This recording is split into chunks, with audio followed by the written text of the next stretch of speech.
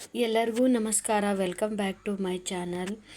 ಮತ್ತು ಇದು 6ನೇ ದಿನದ ಕೃಷ್ಣ ಮಹಾರಾಜರದ ಇದು ಫಂಕ್ಷನ್ ಆಗಿತ್ತು. ಸನ್ಮಾನ್ಯ ಶ್ರೀ ರಾಜು ಕಾಗೆ ಅವರು ಬಂದಿದ್ದರು ಇಲ್ಲಿ ಇವತ್ತಿನ 6ನೇ ದಿನಕ್ಕೆ. ಮತ್ತು ಗಣ್ಯ ವ್ಯಕ್ತಿಗಳು ಸ್ವಲ್ಪ ಜನ ಬಂದಿದ್ದರು. ಹಾಗಾಗಿ ನಾ ಭಾಳೇನು ವೀಡಿಯೋ ಮಾಡ್ಕೊಲಿಲ್ಲ, ಸ್ವಲ್ಪನ ವೀಡಿಯೋ ಮಾಡ್ಕೊಂಡಿದ್ದೆ. ಹಂಗೆ ನಮ್ಮ ಮಾವನವರು ಇದ್ದರು ಅಲ್ಲೇ.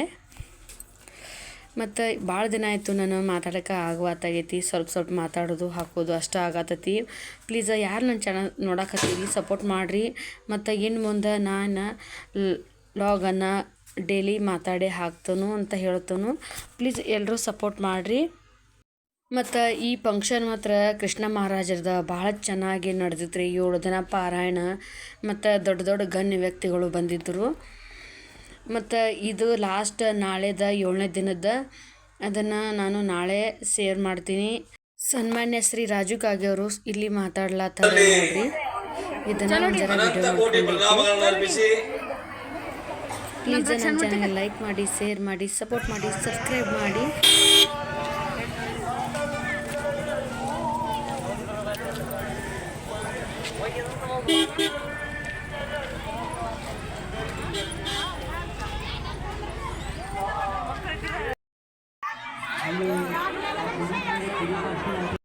ಪ್ಲೇಟ್ ಅದರ ಮುಂದೆ ಬರ್ರಿ.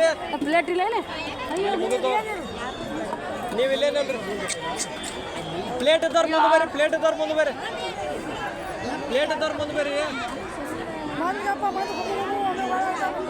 ಇವ್ರು ಕರೆದ್ರೆ ಬರಲ್ಲ.